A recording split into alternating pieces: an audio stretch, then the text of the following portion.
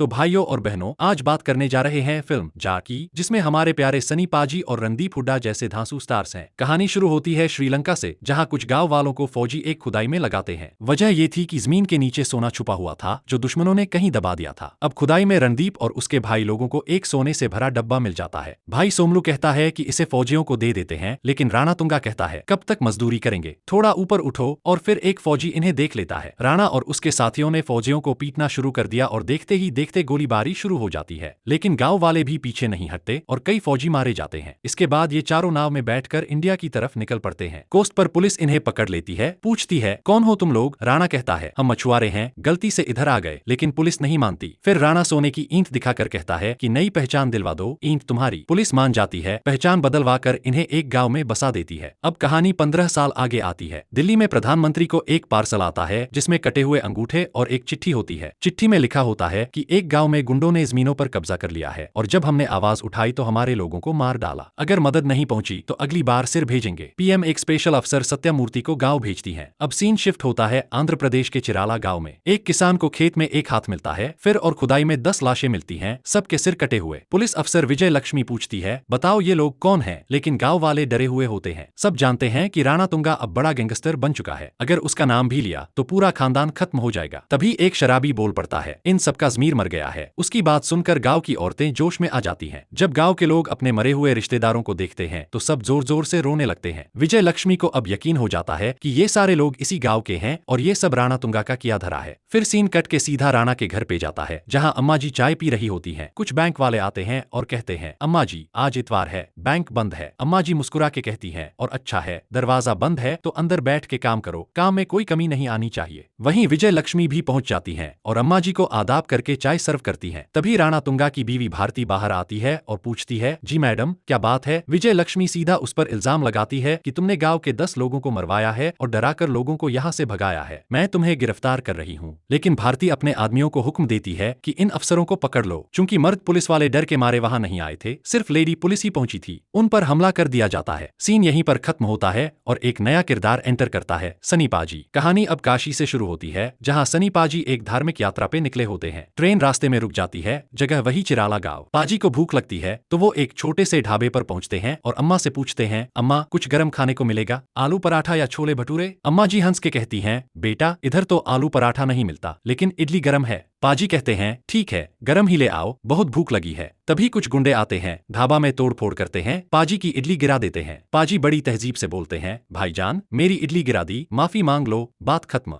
लेकिन गुंडे मजाक उड़ाते हैं। पाजी फिर भी मुस्कुरा के कहते हैं देखो बात को यहीं खत्म करो, माफी मांग लो। लेकिन गुंडे उल्टा हमला कर देते हैं। फिर क्या था, पाजी का 2 किलो 800 ग्राम वाला हाथ चलता है और सबका हिसाब किताब कर देते हैं। गुंडे चिल्लाते हैं हम रामसुब रेड्डी के लोग हैं, अगर उसको पता चला तो तू जिंदा नहीं बचेगा। पाजी कहते हैं तो फिर बुलाओ उसे। और अगला सीन सीधा रामसुब रेड्डी की हवेली। वहां शादी की बात चल रही होती है। बहुत रईस बहुत ताकतवर आदमी होता है रेड्डी साहब। लेकिन इतने में पाजी पहुंचते हैं और सीधा रेड्डी साहब का कॉलर पकड़ के एक तमाचा जड़ देते हैं। टेडी कहता है क्या हुआ, कौन हो तुम, ऐसे चांटा मार दिया मेरे गाल पर। पाजी बड़े सुकून से बोलते हैं भाई बस इतना कह दो सॉरी। टेडी गुस्से में पूछता है मैं सॉरी क्यों बोलूं। पाजी फिर वही बात दोहराते हैं मैं बैठा था गरम गरम इडली खा रहा था, तू आया टकराया, इडली गिर गई तो अब सॉरी तो बनता है ना। अब रेड्डी गुस्से में कहता है तू जानता है तूने किस पे हाथ उठाया, समलू के आदमी पे। समलू जो राणा तुंगा का भाई है, वही बैंक में बैठा बैंक वालों से जबरदस्ती कागजात पे दस्तखत करवा रहा होता है। पाजी बैंक के बाहर पहुंचते हैं, दरवाजा बंद देखकर एक जोरदार लात मारते हैं, दरवाजा भी टूटता है और समलू का घमंड भी। समलू गुस्से में बोलता है तू कौन है रे, मेरे बंदों को मारने वाला। पाजी अब शांत नहीं रहते, हाथ में कुछ ना सही बैंक की सरकारी वैन ही उठा लेते हैं और समलू के सारे बंदों की खातिरदारी करते हैं। थोड़ा मस्ती भरा मूड भी चलता रहता है। समलू हर बार अपना नाम डायलॉग की तरह बोलता है मेरा नाम समलू है, मिटा दूंगा तुझे। फिर वही बात, समलू कहता है तूने सबसे खतरनाक आदमी राणा तुंगा के भाई पे हाथ उठाया है, अब वो तुझे छोड़ेगा नहीं। तो पाजी यानी जाट जी का अगला टारगेट तय हो जाता है राणा तुंगा। अब कहानी सीधा उसके घर पहुंचती है। दूसरी तरफ सत्यमूर्ति भी अपनी रिपोर्टिंग के लिए आंध्र प्रदेश निकल पड़ते हैं। रास्ते में पुलिस से पूछते हैं कि इस इलाके में सबसे पावरफुल कौन है। जवाब मिलता है राणा तुंगा। अब राणा तुंगा की बैक स्टोरी दिखती है। जब वो गांव में नया आया था तो एक पुलिस वाले ने उसकी जात पर ताना मारा। उसी रात बारिश में राणा और उसके भाई मिलकर उस पुलिस वाले का काम तमाम कर देते हैं। तब से गांव में उसका खौफ बन जाता है और वहीं से उसकी बादशाहत शुरू होती है। अब जाट सीधा राणा तुंगा के घर पहुंचता है। समलू और भारती चिल्ला के कहते हैं राणा भैया इसने हमें में मारा है, बदला लो। और राणा, जो श्रीलंका से लौटा है और रावण का भक्त है, एकदम दमदार अंदाज में काले कपड़ों में एंट्री करता है। वो नीचे उतरता है और कहता है, किसे मारा तूने, किस लिए आया है और अब जाएगा कैसे? पाजी फिर से वही बात बड़े सलीके से दोहराते हैं। मैं बैठा था, इडली खा रहा था, इडली गिर गई, सॉरी मांगना चाहिए था, पर वो कहता है हम सुप्रेड्डी के आदमी हैं। तो मैं सुप्रेड्डी के पास गया, फिर समलू के पास। अब तू बचा है राणातुंगा। पाजी ने सुप्रेड्डी से कहा, भाई माफी मांग लो। उसने कहा, मैं समलू का आदमी हूँ। तो पाजी ने समलू को भी पीट दिया। समलू बोला, मैं तो राणातुंगा के हुक्म में हूँ।